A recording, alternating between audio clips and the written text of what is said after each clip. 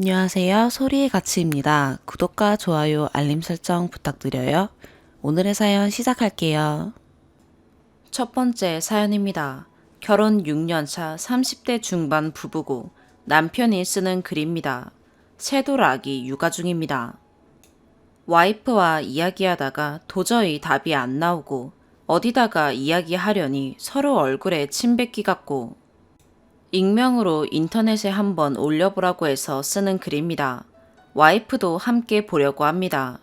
제가 잘못한 거라면 욕도 달게 들을 테니 도와주세요. 어디서부터 써야 할지 모르겠네요. 최대한 객관적으로 적어보겠습니다. 장문이 될 것 같습니다. 싸움의 이유는 와이프는 어머니가 형수님과 자신을 차별한다고 느끼고 저는 차별이 아니라 환경의 차이다 라고 생각합니다. 첫 번째, 일단 환경은 형은 결혼 12년 차이고 서울에 거주 중입니다. 사돈 어른분들 근처에 거주 중이십니다. 형은 대기업 다니고 있고 조카 2명이고 형수님은 전업주부이십니다. 형 결혼할 때 부모님이 전세로 집 해주셨고 부동산 대란 터지기 직전에 신축 아파트 매매했습니다. 전세금 4억과 신축 아파트 들어갈 때 1억 5천 지원해 주셨고 나머진 형이 대출받아서 갚고 있습니다. 저희는 저희 부모님과 장인장모님과 모두 같은 지역에 살고 있습니다. 저는 아버지 일 배우고 있고 셋둘 된 아기 있고 와이프는 전업주부입니다. 아버지 사업체가 2개고 그중 하나를 물려받기 위해 배우고 있습니다. 나머지 하나는 나중에 정리해서 현금화 시킬 예정입니다. 저희 결혼할 때 부모님이 아파트 매매해 주셨습니다. 4억 초반대였습니다. 그리고 저희는 아버지 밑에 있다 보니 회사 카드를 자유롭게 사용합니다. 기름값, 생활비, 아파트 관리비, 핸드폰 요금, 보험, 기타 등등 모두 지원해 주십니다. 월급의 80%를 저축하고 있고 나머지 20% 정도 둘 용돈으로 사용합니다. 카드를 사용하다 보니 사실 용돈도 거의 사용하지 않고 모으고 있습니다. 여기서 와이프는 1차적으로 형이 금액적으로 더 지원을 많이 받았으니 차별을 받았다고 합니다. 제 입장으로는 형은 전세로 시작했고 저희는 처음부터 매매로 시작했고 서울과 지방 집값 자체가 차이가 나는 데다가 우리는 지금 생활에 들어가는 99%를 지원받고 있는데 이게 어떻게 차별이냐는 입장입니다. 하지만 와이프는 차별이 맞다고 합니다. 두 번째, 형네는 서울에 있다 보니 자주 못 오고 저희는 바로 옆에 있으니 자주 왕래합니다. 2주에 한 번, 많게는 1주에 한 번 정도요. 그러다 보니 모였을 때 멀리서 오는 형네는 항상 손님 대접이고 우리는 들러리인 것 같다고 합니다. 모이면 항상 조카들을 더 예뻐하고 형수님을 더 챙긴다고 서운하다고 합니다. 처음에는 저도 그게 서운했습니다. 머리로는 멀리서 와서 자주 못 보니 그럴 수밖에 없다고 생각하지만 뭔가 서운한 마음이 드는 건 어쩔 수 없었습니다. 제가 얼굴에 감정을 잘 숨기지 못해서 아마 부모님이 바로 알아채신 것 같습니다. 그 뒤로는 다 같이 모였을 때 의식적으로 부모님이 그러지 않으려고 하는 게 보였습니다. 저는 그 정도면 된다고 생각했습니다.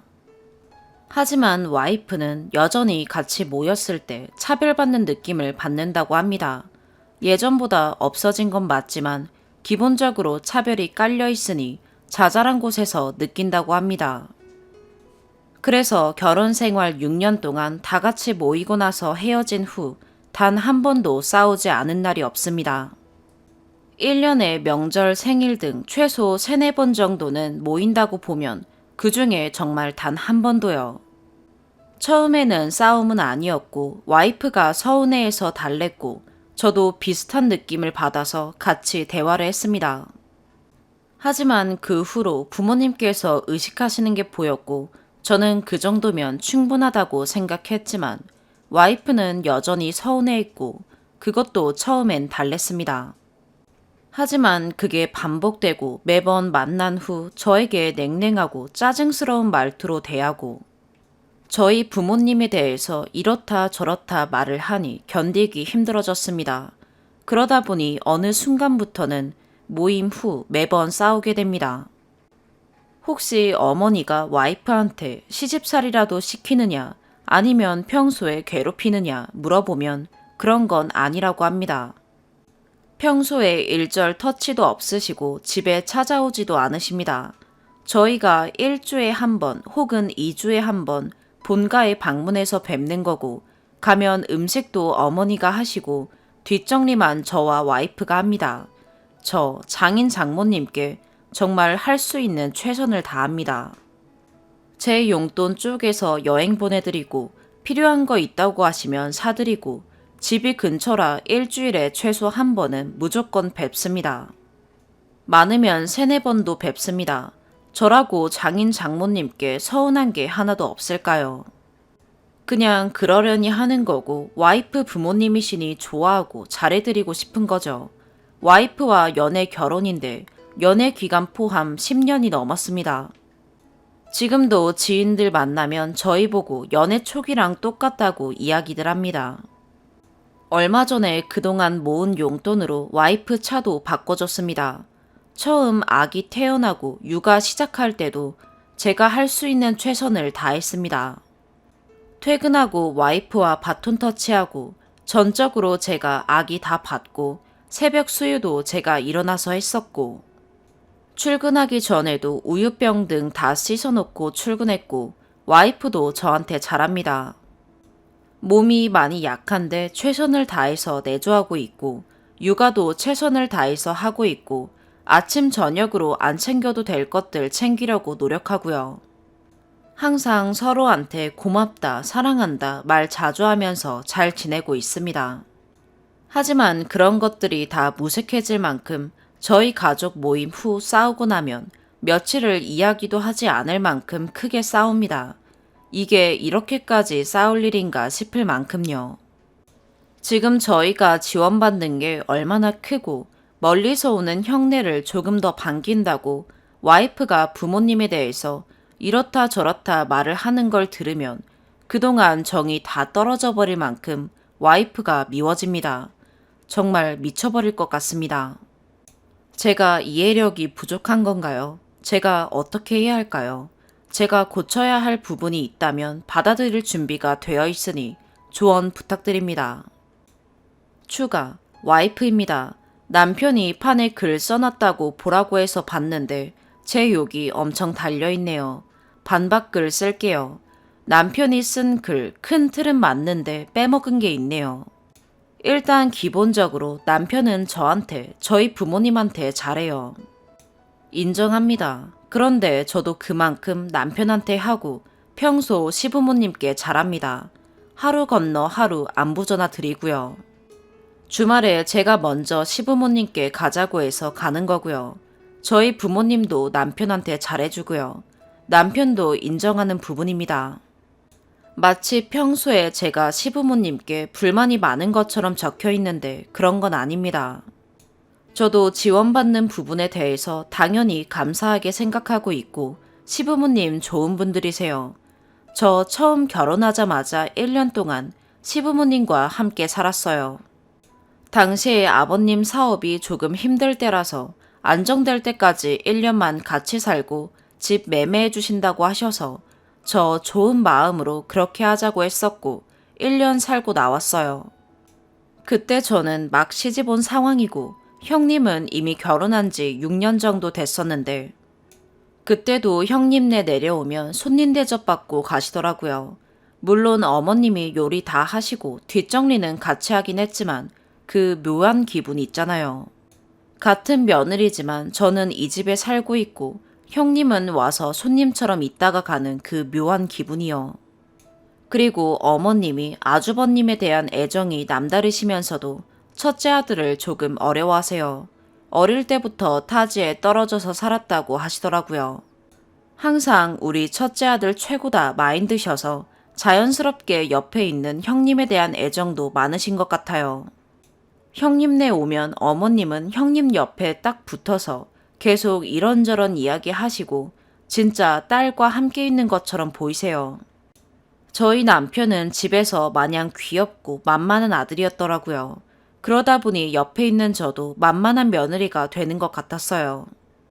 반면에 저는 외동딸이에요. 이런 대우가 어색했고 낯설었어요. 이런 상황에서 차별받는다는 느낌 받는 제가 과한 건가요?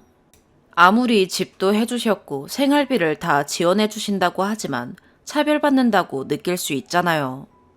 그리고 저희만 받은 지원인가요? 형님네도 받았고 더 받았으면 더 받았지 덜 받은 것 아니잖아요. 정작 지원은 형님네가 더 많이 받고 옆에 있다는 이유로 자식돌이는 저희가 더 많이 하고 있는데 왜 차별은 저희가 당해야 하나요? 매번 모임 끝나고 기분이 상해서 남편한테 짜증내고 시부모님에 대해서 서운한 이야기한 건 실수라고 생각해요. 남편 잘못은 아니니까요. 하지만 남편한테 말하지 않으면 누구한테 이야기할까요? 저 혼자 끙끙 앓아야 하나요? 저는 무슨 잘못인가요? 제가 시부모님께 뭘 잘못한 것도 아닌데 왜 차별을 받아야 하며 이런 기분을 느껴야 하죠? 남편이 정이 다 떨어질 만큼 제가 미워진다고 적어놨던데 충격적이네요. 저도 정 떨어집니다. 두 번째 추가. 제가 차별을 받는 게 아니라고요. 구체적으로 적어보라는 댓글이 있길래 몇 가지 기억나는 거 적어봅니다. 일단 형님이 와서 밖에 나갈 일이 있으면 형님 팔짱 끼고 다닙니다. 다 같이 앉아서 음식 먹는데 형님한테만 먹어보라고 합니다.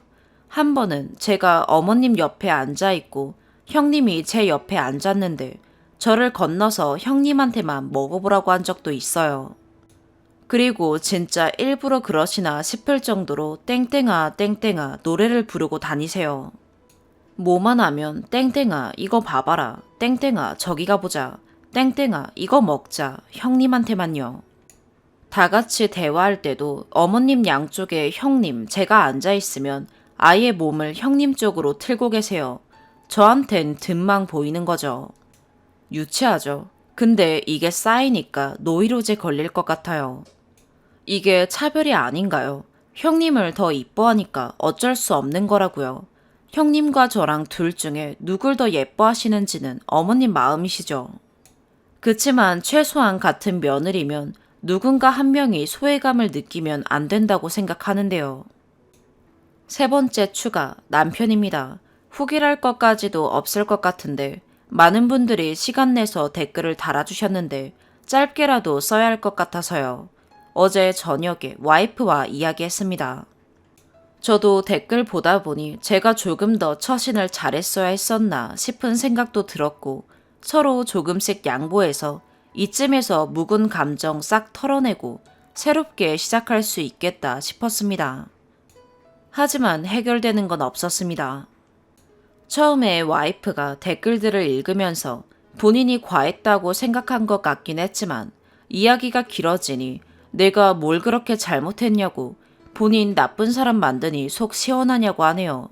와이프 나쁜 사람 만들려고 쓴 글이 아니라 6년을 싸워도 해결은 안 되고 감정골이 점점 깊어지는 것 같아서 답답한 마음에 해결책이 될 수 있을까 하는 마음에 쓴 글인데 마음이 참 안 좋습니다. 서로 차분하게 다시 한번 생각해보자 하고 대화 끝냈습니다. 많은 분들이 시간 내서 조언해 주셨는데 아직까진 답답한 상황입니다. 두 번째 사연입니다. 일단 제 소개를 하자면 저는 지금 지방대 휴학을 했고 나이는 22입니다. 과는 간호학과이고요. 저는 6살 때 친엄마 손에 보육원에 맡겨졌습니다. 이유는 아버지와 이혼하고 혼자서 키우기 힘들었다라고 나중에 듣게 되었어요. 이해는 해요. 직업도 없는 여자가 혼자서 애를 키우는 게 힘들었겠죠. 워낙에 형편이 좋지 않은 상황이었다고도 들었고요. 성인이 되고 나서 만났는데 자주 연락은 하지 않아요. 어릴 땐 엄마 아빠가 그냥 너무 미웠어요. 얼굴도 보고 싶지 않았고 찾아와도 만나주지 않겠다고 혼자 다짐하고는 했었어요. 그리고 초등학교 입학하면서부터 위탁가정에서 자랐어요. 저 말고도 부모가 돌보기 힘든 아이들 여럿이서 생활하는 집이었어요. 위탁 어머니, 아버지 두 분 다 너무 좋으신 분들이라 좋은 기억도 추억도 많아요. 온전한 가정에서 자라신 분들에게는 정말 별거 아닌 것들이겠지만 저같이 부모에게 버림받은 사람들에게는 정말 소중해요. 일단 본론만 말씀드릴게요. 사실 친구도 많지 않고 정말 친한 친구에게도 제 고민을 말해야 할지도 잘 모르겠더라고요. 제가 대학교를 휴학하게 된 계기가 보육원 후원으로 장학금도 받았었고 위탁가정 어머니, 아버지께서 도움을 주시고 있었는데 작년에 어머니께서 암 진단을 받으시고 병원비로 돈이 많이 들어간다는 것을 알게 되었어요. 아버지께서는 그래도 뒷바라지 해주실 수 있다고 하시지만 솔직히 친자식도 아닌 제가 아무렇지 않게 등록금 받아가며 학교 다니는 게 너무 죄송했어요.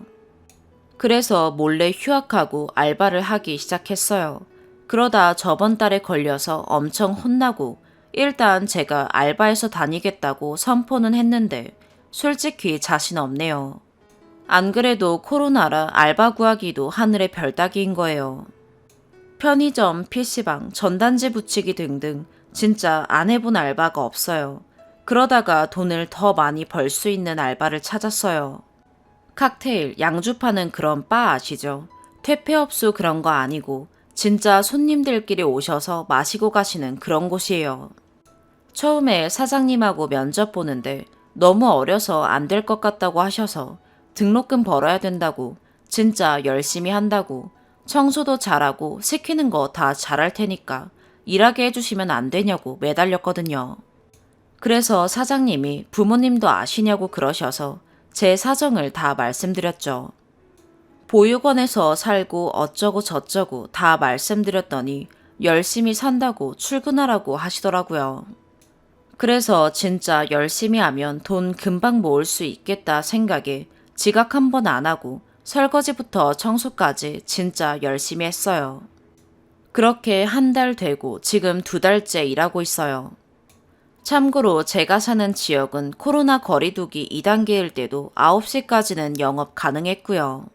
5인 이상 집합금지만 잘 지키면 들어오실 수 있었어요. 다시 이어서 말하자면 사장님 친구 2분이 놀러 오셨어요. 저희 사장님 나이는 35이세요. 친구분들이라 사장님이 술 꺼내고 안주도 챙겨주시길래 신경 안 쓰고 있었어요. 저 말고도 다른 직원 남자 한 분 더 계세요.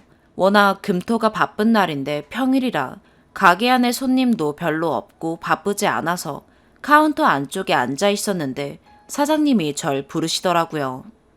그래서 갔더니 친구분들 소개시켜 주시고 저보고 진짜 요즘 애들 안 같다고 열심히 사는 애라고 말씀해 주시더라고요.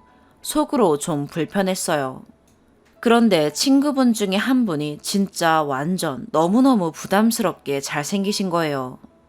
눈도 막 부리부리하고 운동도 하셨는지 팔에 근육도 울락불락하고 멋있으시더라고요. 사장님 친구분들도 도와줄 일이 있으면 말하라고 해주시고 아니라고 말씀만으로도 감사하다 그러면서 저는 뻘쭘하기도 하고 제자리로 돌아와서 앉았어요. 그러고 나서 이제 슬슬 일어나시려는지 사장님하고 다른 친구분이 밖으로 먼저 나가시고 그 잘생긴 친구분이 저한테 오시더니 다음에 또 보자고 인사까지 해주시고 가셨어요. 그래서 그냥 불쌍해서 챙겨주시나 했어요. 그리고 며칠 지나고 나서 사장님 눈치가 이상한 거예요. 자꾸 저보면 킥킥거리고 웃으시기에 그래서 제가 왜 자꾸 저보고 웃으시냐고 그랬더니 아니라고 그러시고 아무튼 자꾸 신경 쓰이게 하시는 거예요. 그냥 무시하고 있었는데 그 사장님 친구분이 또 찾아오신 거예요. 근데 제가 인사하니까 저 보러 왔다고 그러시고 사장님은 자꾸 웃으시고 그래서 나 놀리는 건가 싶어서 기분이 좀 안 좋았어요. 손님들도 몇 팀 있고 그래서 서빙하고 왔다 갔다 하는데 사장님이 잠깐 밖에 나가보라고 하시는 거예요. 그래서 너무 무서웠어요. 왜요? 그랬더니 자기 친구가 밖에서 너 좀 보고 싶어 한다고 그러시는 거예요. 더 무서웠어요. 이상한 짓 하려는 건가 싶어서 심장이 조마조마하는데 사장님이 귀뜸해 주시더라고요. 제가 너 저번에 보고 마음에 들었다고 자꾸 연락처 알려달라고 그래서 그거는 안 된다고 했더니 찾아온 거라고. 일단 밖에 나가보라고 하시는데 진짜 너무 민망한 거예요. 참고로 저 모쏠이거든요. 담배 피시다가 제가 나오니까 막 급하게 끄시고는 저보고 대뜸 먼저 미안하다고 하시더라고요.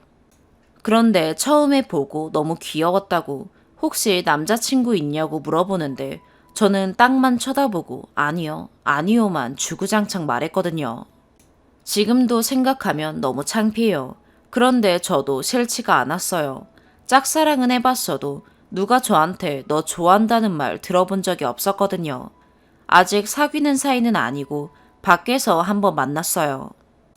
밥 먹고 드라이브 시켜주고 커피 마시고 하고 싶은 거 없냐고 물어봐주고 너무 좋았죠. 집에 데려다 주면서 자기랑 만나볼 생각 없냐고 정말 잘해주겠다고 하시더라고요. 그런데 제가 고민인 건요. 그분은 엄청 잘 사세요.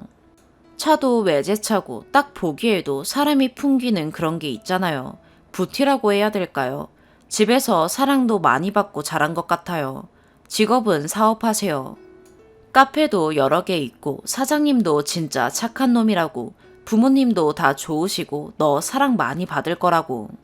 진짜 나쁜 놈 같으면 어리고 고생만 한 너한테 접근도 못하게 한다고 하시고요. 저도 마음이 자꾸 가는 거예요. 그런데 저는 보시다시피 보육원에서 고아처럼 자랐는데 부모님이 아시면 좋아하실까요? 제 대답만 기다리고 있는데 전 어떻게 하는 게 좋을까요? 제 마음이 가는 대로 해도 될까요? 추가. 댓글이 이렇게 많이 달려있을 줄 몰랐어요. 먼저 무슨 말을 해야 할지 모르겠는데요. 일단 댓글들 하나도 빼놓지 않고 다 읽었어요. 그리고 읽어보고 느낀 건 세상에서 얼굴도 모르는 저에게 딸 같아서 동생 같아서 따끔하게 해주시는 말씀 정말 감사해요. 정신이 번쩍 들었어요. 내가 한참 잘못 생각하고 있었구나 하고요. 그리고 학자금 대출은 받을 수 없는 상황이라 생각도 못하고 있어요. 저는 써보지도 못한 돈인데 절 낳아주신 친어머니가 제 명의로 핸드폰이며 카드며 쓰신 게 미납돼요. 신용불량자라 학자금 대출은 꿈도 못 꾸고 있어요. 그래서 어떻게든 벌어보자고 한 건데 정말 부끄럽네요. 오늘 당장 가게에 가서 일 그만둔다고 말하고 어머니 아버지께 사실대로 말씀드릴 거예요. 편의점에서 알바하는 줄 아시거든요. 더는 속이면 안 될 것 같아요. 이제라도 정신 차리고 다시 공부 열심히 할게요. 그리고 사장님 친구분께도 그럴 일 없다고 연락할 생각입니다. 그리고 무엇보다 얼굴도 모르는 제 고민에 엄마처럼 언니처럼 삼촌처럼 혼내주셔서 감사합니다. 사실 감동이에요. 이렇게 관심 가져주실지 몰랐는데 진짜 너무 고맙습니다. 정신 차리게 해주셔서 감사합니다. 확실히 다 끊어내고 어머니 아버지께 사실대로 이실직고하고 상황 정리되면 저 감사의 글 남기러 다시 올게요. 감사합니다. 세 번째 사연입니다. 너무 억울하고 고통스러워서 전 오늘 삶을 포기하려고 했습니다. 전 CRPS, 복합부위 통증 증후군 환자입니다. 그러다 보니 다치거나 아파도 병원에서는 의사분들께서 수술을 꺼려 하더라고요. 하지만 다행히도 같이 이겨내자고 치료하자고 하는 의사분을 찾았고 입원을 하여 6월 2일에 어깨 수술을 하게 되었습니다. 참고로 관절 부위만 10번째, 척추 포함 11번째 수술이었습니다. 어깨뼈가 뾰족해서 움직일 때마다 통증을 유발한다고 했고 관절경으로 들어가 봐야 큰 수술이 될지 가볍게 끝날지 알 수 있다며 수술을 받게 되었습니다. 의아해 하실 분이 계실 수 있는데 MRI 검사상으로는 인대 손상이 명확하게 보이지 않고 CRPS로 인해서 통증을 과하게 느낄 수 있기에 들어가서 봐야 알 수 있다더군요. 다행히도 수술은 뼈만 깎고 인대는 가볍게 터치 정도로 다듬는 간단한 수술이 됐고 수술 다음 날부터 재활을 시작할 정도로 순조로웠습니다. 물론 통증도 거의 없었고요. 그러다 병원 내에서 사고가 생겼습니다. 수술 후 2주가 되어가던 6월 15일 여느 때처럼 도수 치료를 받고 전기 치료를 받기 전 대기가 걸려 통화를 하고자 1층에 내려가려고 엘리베이터를 기다렸고 타려고 했는데 침대가 내리길래 버튼을 눌러주며 벽으로 비켜주었습니다. 물리치료실과 수술실은 같은 층이라 수술 환자가 이동 중이었습니다. 참고로 그 환자도 어깨수술 환자인데 전 제 발로 걸어서 들어갔습니다. 차별하는 것도 아니고 말이죠. 그렇게 침대가 내리는데 이송하는 간호사님이 환자 머리 쪽에서 뒤로 내리고 환자 다리 쪽에서는 환자 보호자가 침대를 밀면서 내렸습니다. 이때 간호사는 위험하니까 보호자에게 손 떼라고 지시를 했는데 보호자는 그 말을 무시하고 도와준답시고 계속 침대를 밀었는데 여기서 사고가 생깁니다. 침대가 엘리베이터에서 나와서 돌리던 와중에 보호자가 밀어버리는 바람에 그 침대가 제 쪽으로 왔고 하필 거기에 수액 거는 폴대가 있었으며 그게 제 눈 쪽을 향해서 피할 수밖에 없었습니다. 하지만 피하다가 저는 수술 부위를 부딪혔고 그와 동시에 목과 등을 엘리베이터 버튼이 있는 벽에 크게 부딪히게 됩니다. 하지만 누구 하나 사과 한마디 없었고 전 그대로 내려가서 통화 후 다시 올라가 물리치료를 받았습니다. 그런데 이때부터 통증이 심해지기 시작합니다. 전 CRPS로 인해 약물 펌프 주입기가 몸에 삽입되었습니다. 해서 평소에 몰핀이 제 신경에 흘러 통증 조절을 시켜주기에 겨우 버티면서 지냈지만 통증이 심할 때는 병원에 가서 추가로 몰핀을 맞습니다. 수술 후 단 한 번도 추가 몰핀을 맞은 적이 없었는데 사고 후 극심한 통증에 몰핀을 맞을 수밖에 없었습니다. 그러면서 저는 간호사분께 수술 부위가 아프다며 호소를 했고 너무 아프고 억울하였기에 사과를 받고 싶었습니다. 하지만 사과는커녕 되려 소란스럽다고 질책을 받았습니다. 앞에서 말했듯이 전 주치의를 신뢰하였고 평소에도 감사하다는 말로 표현을 하였기에 이를 크게 만들 생각이 전혀 없었습니다. 허나 행정실장이라는 사람이 올라와 소란스럽다는 말과 함께 마치 제가 뭘 뜯어내려는 사람으로 만들면서 책임이 없다가 끝이었습니다. 해서 전 경찰을 부르고 사건화 만들어버렸습니다. 왜냐고요? 행정실장이라는 사람이 부르라더군요. 행정실장은 그 뒤로 간호사실에 지시를 합니다. 경찰이 오면 붙잡아두고 본인한테 전화하라는 지시를 내렸습니다. 그렇게 경찰이 병원에 왔고 피해자 겸 신고자인 저한테 오는 게 아니라 간호사실에 들른 뒤 깜깜무소식인 겁니다. 나중에 알게 됐지만 CCTV를 보러 갔다는 겁니다. 어이없었지만 극심한 통증으로 움직이기도 힘들었고 해서 경찰에게 전화를 걸었더니 금방 온다는 겁니다. 이미 같은 층에 왔다가 놓고 경찰분들 절차 따지는 거 좋아하기에 오자마자 전 따졌습니다. 신고자나 피해자부터가 아니라 왜 간호사실에 갔다 CCTV부터 보고 왔냐고요. 신고 당시 병실을 알려줬거든요. 경찰이 두 분이 왔는데 그중에 나이 드신 분이 되려 제가 간호사실에서 기다리라고 했다 하고 전화하라고 했다는 겁니다. 다른 한 분은 절차상 문제가 확실하니 아무 말 못하고 있었고요. 그렇게 저는 절 이상한 사람 만드는 나이 드신 경찰을 내보내고 다른 분께 사건을 얘기하게 되었고 보호자, 가해자와 병원의 사과를 받고 마무리하기로 했습니다. 하지만 그 보호자는 사과를 하긴 하는데 모르쇠로 일관하고 행정실장은 끝까지 말 돌리며 다른 말만 하는데 억울하고 분하고 아프고 미치겠더라고요. 그렇게 하루가 지나고 오전에 회진 때 주치의한테 면담 요청을 하였습니다. 전날에도 요청하였으나 수술로 인해 얼굴 구경도 못했고요. 헌데 주치의 대답이 이상한 겁니다. 행정부원장하고 얘기를 해보겠다는 겁니다. 행정실장이라는 사람이 병원 부원장인가 보다 했죠. 헌데 병원에서 사고가 일어났고 하필 다친 곳이 본인이 수술한 곳인데 왜 다른 사람과 상의를 한다는 건지 의아했습니다. 하지만 저는 그냥 넘어간 뒤 통증이 심해서 물리치료도 취소하고 마냥 기다리기만 했습니다. 근데 기다리는 주치의는 안 오고 행정실장인지 부원장인지가 자꾸 왔다 갔다 하는 겁니다. 해서 저는 주치의 면담 요청했지 왜 자꾸 다른 사람이 오냐고 물었고 당신과 할 얘기 없다고 말을 하자 이 사람은 다짜고짜 당신이라면서 전화기를 들고 어딘가에 전화를 걸어 이렇게 얘기합니다. 원장님 수술 중이시니까 수술방에 전화해서 땡땡땡 퇴원시켜 이러면서 나가는 겁니다. 순간 뭐지 싶었는데 설마 하며 저는 또 몰핀 2팩을 맞으며 누워있는데 다시 들어오더니 대뜸 한다는 소리가 퇴원 수속 끝났으니 돈 내고 나가라는 겁니다.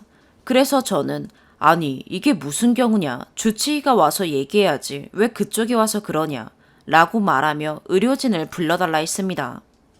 그러자 그 사람은 그래서 본인이 왔다며 뭐가 문제냐며 제가 하는 질문에는 답을 피하고 이 말 저 말 회피만 하는 겁니다. 여기서 행정 담당자가 의료진일까요? 병원 관계자지 의료진일까요? 어이가 없더군요.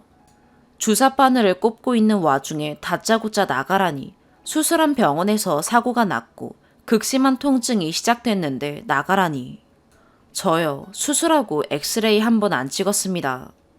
제가 물어봐서 찍기로 했고 통증 때문에 힘들다고 했는데 그 뒤로 찍자는 말이 단 한 번도 없었고 수술 후 염증 있나 보는 피검사 말고는 물리치료뿐이었고 주치의는 수술 부위를 단 한 번도 보질 않았습니다. 그런 와중에 그냥 진통제도 아니고 몰핀을 달고 있는데 주사바늘 꼽은 채로 나가라니요. 같이 이겨내자고 조금씩 좋아져 보자고 했던 의사는 어디 간 건지 싶더군요. 가만히 있어도 아프고 통증이 심할 땐 의식 잃고 깨기를 반복하기도 하는데 병원에서 사고가 났고 그것도 수술 부위를 다쳤는데 당신이라는 호칭 한마디에 병원에서 쫓겨나다니요. 냅둬도 살기 싫다를 달고 사는데 병원에서 이러니 대놓고 살던 말던 알아서 하라는 것 같았습니다. 그래서 저는 창문으로 갔습니다. 제가 등치가 있는데 충분히 제가 들어갈 만큼 열리더라고요. 아래를 보니 덜컥 겁부터 나더군요. 생을 끝내는 건 겁 안 나는데 그때의 고통이 절 겁먹게 하더라고요. 그러면서 창가에 걸터앉고 밖으로 발을 뺐습니다. 하늘을 보니 기쁨도 슬픔도 추억인 양 파노라마처럼 보이더군요. 그렇게 멍하게 있었는데 누군가 들어와 절 붙잡게 됐고 그 뒤에 경찰이 오면서 절 끌어내리더라고요. 그렇게 전 들려서 다시 침대로 왔고 어제 왔던 경찰분이 헐떡이며 달려왔고 절 달래주었습니다. 어제도 그랬는데 저보다 어린 분 같아 보였는데 전 디스크 수술로 인해서 CRPS를 앓고 있습니다. 자세하게는 말 못하지만 그로 인해 가정은 파탄이 났습니다. 또한 수술날 수술실 앞에서 울던 여자친구가 일주일 뒤 이별 통보를 했고 병원에서 이별을 하게 되었습니다. 그래서 그런 행동을 했냐고 생각하실 겁니다. 당연히 영향이 조금도 없다고는 할 수 없습니다. 하지만 전 개인사와 오늘 일은 별개라고 하고 싶어요. 하루하루가 고통이고 눈 뜨고 있는 순간이 고통인데 갈 병원도 찾기 힘들고 그렇게 지내다 어렵게 찾은 신뢰가 가고 희망을 주는 의료진을 만났다 생각했는데 수술받은 병원에서 사고가 났고 순조롭던 재활이 한순간에 악몽으로 바뀌었는데 병원은 대놓고 나가라고 하고 가정이 파탄나고 시련의 상처 힘들죠. 하지만 CRPS의 고통은 그것들마저 잊게 할 만큼 크다 보니 전 그동안 아무리 아파도 눈물을 흘린 적이 없었습니다. 이미 몸은 이렇게 만신창이가 됐고 좋아질 희망이 없기에 아무리 아파도 눈물이 안 나더라고요. 하지만 오늘은 너무 억울해서 하염없이 눈물만 나오더라고요. 쓸데없이 긴 글 읽어주셔서 감사합니다. 네 번째 사연입니다. 결혼을 앞두고 있는 예비신부입니다. 행복하고 설렘으로 가득해야 할 결혼식은 초조함과 불안함으로 바뀌었습니다. 현재 4단계 거리두기에 따르면 결혼식은 친족, 지인 구분 없이 49인입니다. 어디에 이야기하면 코로나 상황 때문에 어쩔 수 없다고 욕합니다. 심지어 이 시기에 웬 결혼이냐며 손가락질합니다. 네, 코로나가 심각한 것 압니다. 그런데 불공평하다는 생각이 드는 건 왜일까요? 인원 49명 제한, 코로나로 인해 그렇다고 합시다. 그런데 결혼식 보증 인원 200명 혹은 300명분 금액을 다 지불하래요. 아니면 홍삼, 와인, 더치커피 등 싸구려 답례품 150개 가져가랍니다. 우리가 못 오게 했습니까? 정부에서 못 오게 하는데 정부에서도 나 몰라라 웨딩홀에서도 안 된다. 도대체 예비 부부의 피해는 누가 보상해 주나요? 인원을 제한했으면 최소한 그에 따른 보증 인원에 대한 규율도 만들어 주셨으면 좋겠어요. 인원 49명도 너무 속상합니다. 주변을 보면 백화점, 영화관, 심지어 근처 카페나 식당에도 사람들이 다닥다닥 붙어서 지냅니다. 콘서트는 최대 2,000명도 가능한 것으로 알고 있습니다. 방역 및 사회적 거리 두기를 잘 유지한 채 홀에 조용히 앉아서 예식을 구경하는 것이 어째서 콘서트장보다 더 위험한 것인지 전혀 납득이 가지 않습니다. 결혼식은 왜 안 되냐 하는 질문에 정부에서는 지역을 넘나들고 지인이기 때문에 이야기를 많이 한다 라는 답변을 하더라고요. 하지만 결혼식장 특성과 동일하게 지역, 권역을 넘나든다는 특성이 있는 전시장은 현재 면적당 기준으로 규제를 적용하고 있는 것으로 알고 있습니다. 결혼식 역시 면적당 기준으로 인원 제한하거나 공간 분리가 가능해야 한다고 생각합니다. 영화관이나 콘서트장에서는 자리가 한 칸만 띄어 앉아도 모두 수용 가능한데 어째서 결혼식장에서 공간 자체를 분리하겠다는 것도 못하게 막는지 이해할 수가 없습니다. 그리고 기본적으로 식당, 헬스장보다 훨씬 넓은 홀에 왜 49명만 입장해야 하는지 모르겠습니다. 금일 거리두기 조정안 세부 지침이 발표되었습니다. 종교시설의 경우 종교시설 규모를 고려하지 않은 획일적 수치에 형평성 문제 제기로 인해 최대 99명 허용으로 바뀌었네요. 예식장도 동일한 잣대와 기준으로 조정 방안을 만들어주면 좋겠어요. 예식장의 경우 야외 예식 200~300평 이상의 넓은 홀 등 다양한 규모와 형태의 홀이 있습니다. 이를 구분하지 않고 획일적으로 양가 합쳐 49인 입장은 아무런 방역 근거에 맞지 않고 타 시설과 비교하여 형평성에도 맞지 않습니다. 행복한 가정을 위한 첫 걸음인 결혼식에서 이렇게 속상하고 속상함을 넘어 욕먹고 금전적 피해까지 봐야 하는 이 상황이 너무 슬프네요. 결혼을 하지 말아야 하나 하는 생각도 드는 심정입니다. 청원, 인터뷰 등등 해봤지만 속위에 경일기네요. 결혼 앞두고 너무 속상해서 주저리 적어봅니다. 금전적 손실을 쉽게 생각하는 댓글들이 있어 내용 추가합니다. 보증 인원이 300명이라면 251명의 식사값이 공중분해됩니다. 식대에 6만원씩 251명은 1,506만원인데 저희 부부는 1,506만원을 아무것도 제공받지 못한 채 웨딩홀에 지불해야 합니다. 추가. 너무 악의적인 댓글이 많아서 추가합니다. 제가 언제 200명 보증인원 했으면 200명 다 오게 하라고 억지 부렸나요? 200명이고 나라에서 49로 정했으면 그에 맞는 보증인원 줄여주던가. 그것도 싫으면 답례품이라도 내가 정할 수 있게 해달라는 거예요. 현재 웨딩홀에선 인원 줄이는 것 안 된다. 답례품 선택, 웨딩홀에 구비한 싸구려 중 골라라인데요. 그럼 여기서 하지 말아라. 말 쉽게 하시네요. 결혼식 문화, 이런 상황에서 물론 스몰 웨딩으로 바뀌면 좋죠. 근데 몇십 년간 자리 잡힌 결혼식 문화가 코로나 2년 차에 바뀔까요? 저도 예약 당시 코로나 감안해서 그 웨딩홀에서 제일 작은 인원으로 잡고 계약한 거예요. 이렇게까지 무책임할 줄 몰랐고요. 그럼 그거 안 알아본 네가 잘못된 거다. 그럼 코로나 상황 예측 못하고 폐업하지 않고 영업하는 자영업자들도 욕먹어야겠네요. 다들 피해자예요. 왜 익명이라고 자기 일 아니라고 욕하고 생각 없는 사람으로 몰아가나요? 결혼하지 말아라. 아니요. 정부에서는 오히려 결혼하래요. 근데 결혼식장에서 하는 게 문제다. 그게 왜 문제죠? 이 시기에 결혼한 제가 정말 죄인이네요. 결혼식장 초대가 민폐고 초대받은 다음 가기 싫으면 적당히 둘러대고 가지 마세요. 다들 님들 같은 생각인 줄 아나 봐요. 올 사람은 오고 안 올 사람은 안 와요. 왜 경조사에 친구 걸러진다고 하는지 여기 댓글 보니 확실히 알겠네요. 현재 한쪽 집 25명이에요.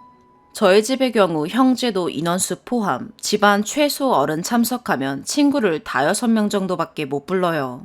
저는 님들과 달라서 오지 말라고 해도 오는 친구 못해도 15명은 있어요. 오지 말라고 말하고 있는데 그것도 너무 미안해요.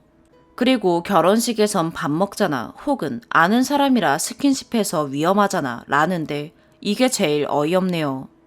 요즘 코로나라 그런 자리 안 가보셨나 본데 껴안고 악수 잘 안 해요. 서로 조심하며 주먹치기 정도 하죠. 그리고 뭐 결혼식에서 떼거지로 모여서 껴안고 계속 이야기하나요? 예식 매너 없는 분들인가 봐요. 밥 차라리 안 먹고 인원 늘려주는 게 전 더 좋네요. 얼마 전 업무차 호텔에 간 적이 있어요. 라운지에 사람 엄청 많았고요. 식사 예약이 때문에 마스크 전혀 안 했어요. 수영장에는 마스크도 안 하고 수영하더라고요. 소독된 물은 전염 안 된다고요. 그럼 썬베드에 누워있는 분들은요? 그 사람들은 전염 안 되고 웨딩홀 가는 사람은 전염된다는 말도 안 되는 논리 재미있네요. 저는 아래 세 가지 중 하나는 웨딩홀에서 정부에서 양보해야 한다고 생각해요. 첫 번째, 인원 제한에 맞는 보증인원 감소. 두 번째, 보증인원 감소 불가능하면 답례품 선택. 웨딩홀 거 말고 예를 들어 상품권 등 가능하게 하기. 세 번째, 식사 때문에 걱정이면 49인 이상으로 하고 식사하지 않고 답례품으로 대체하여 결혼식 진행하기. 오늘의 사연 여기까지입니다. 구독과 좋아요, 알림 설정 부탁드려요. 시청해주셔서 감사합니다.